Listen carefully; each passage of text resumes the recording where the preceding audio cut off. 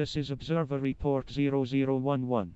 Context contamination occurs when a retrieval system combines records that are individually plausible but jointly misleading. The failure is not always a false document. It is often a true document attached to the wrong task, date, customer, or version. Consider a support agent retrieving two policy fragments. One says a refund is permitted within 30 days. The other says an enterprise contract has a 60-day exception. If the system fails to bind the exception to the enterprise account type, it can give a correct sentence and an incorrect instruction. Retrieval collision is the mechanism. Similar terms, duplicated identifiers, stale embeddings, or weak metadata cause separate contexts to compete for the same answer slot.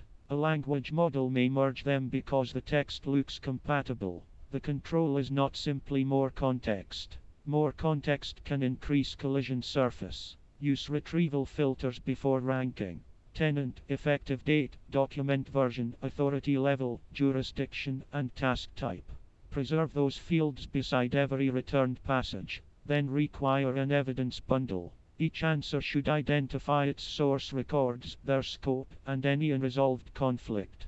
If two applicable records disagree, the system should abstain or request a disambiguating field. It should not average policy. For machine reuse, store a retrieval trace. Query intent, filters applied, document identifiers, versions, scores, and the rule that selected the final evidence. This turns an answer into an inspectable decision record. The operational failure mode is silent scope transfer. A rule valid for one entity is reused for another because metadata was dropped. The practical comparison is simple.